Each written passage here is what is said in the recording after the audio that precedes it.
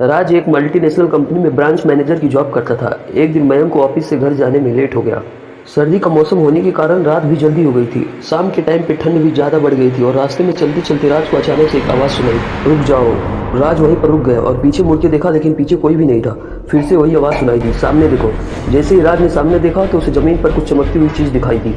राज दौड़ के उस चीज के पास गया और देखा तो ये साधारण चीज नहीं थी, बल्कि एक चमकता हीरा था। उसने वो हीरा अपने हाथ में लिया। उसकी चमक देखकर मयंक की खुशी का ठिकाना न रहा, लेकिन राज को पता था कि ये साधारण हीरा नहीं बल्कि एक मायावी हीरा है। और अचानक उस हीरे में से आवाज आई, अगर तुम्हें और हीरे चाहिए तो इस जमीन को खोदो, इस जमीन के नीचे बहुत सारे हीरे हैं। राज खुश हो गया। उसने उस हीरे को अपने जेब में डाला और जमीन खोदने लगा।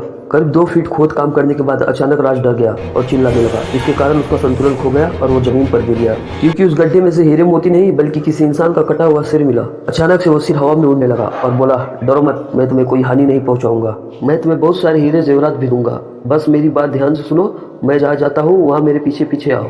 फिर वो सिर हवा में उड़ा और जंगल की ओर बढ़ने लगा।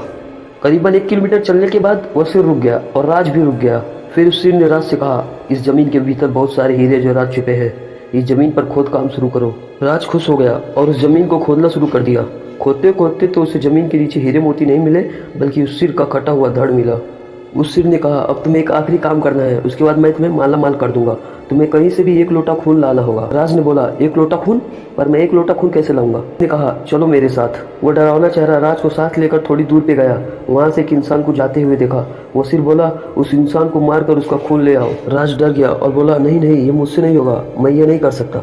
अगर तुमने ये काम नहीं किया तो मैं तुम्हें बहुत बड़ी मुसीबत में डाल दूंगा, फिर तुम्हारी पूरी जिंदगी नर्क बन जाएगी। उस सिर ने अपने तंत्र मंत्र की शक्ति से एक छुरी और लोटा प्रकट किया और गुस्से से बोला, अगर तुम मेरा ये काम नहीं करोगे तो मैं तुम्हारे पूरे परिवार को मौत के घाट उतार दूंगा। राज ने मजबूरी में आकर उस आदमी को मार डाला और उसका खून लेकर उस सिर के पास गया।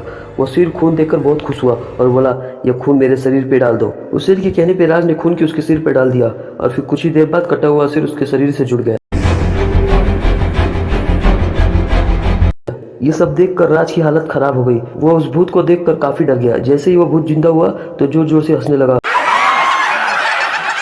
और डरावनी आवाज में बोला, तुमने बहुत बड़ी गलती कर दी कि तुमने मुझे फिर से जिंदा कर दिया। अब मैं सिर्फ तुम्हें ही नहीं बल्कि इस पूरे शहर को मौत के घाट उतार दूंगी। डर के मारे राज के मुंह से आवाज भी नहीं निकल रही थी। वो अपनी जान बचाने के लिए वहां से दौड़ा, लेकिन उस भूत ने छलांग लगाकर राज को जमीन पे गिरा दिया और बोला, मुझे बहुत भूख लगी है, अब मैं तुम्हारा मांस खाऊंगा। जैसे ही वो भूत मांस खाने के लिए आगे बढ़ा कि तुरंत उसका सिर धड़ से अलग हो गया। राज ये समझ नहीं पाया कि आखिर ये चमत्कार हुआ कैसे। जब राज पीछे मुड़कर देखा तो एक अघोरी बाबा खड़े थे। उस अघोरी बाबा ने कहा, जब तुम उस आदमी को मारकर उसका खून ले जा रहे थे तभी मैंने देख लिया था और समझ गया था कि कुछ बुरा होने वाला है। मैं तुम्हारे पीछे पीछे यहाँ तक चला आया और मैंने अपने मंत्र की शक्ति से उस भूत को फिर से मार दिया। अब तुम निश्चित होकर अपने घर जाओ, अब तुम पर कोई खतरा नहीं है। आज भी राज उस बात को याद करता है तो उसकी रूह कांपने लगती है। दोस्तों, आपको ये कहानी कैसी लगी प्लीज़ कमेंट में जरूर बताएं और ऐसे ही वीडियोस के लिए लाइक, सब्सक्राइब और शेयर जरूर करें।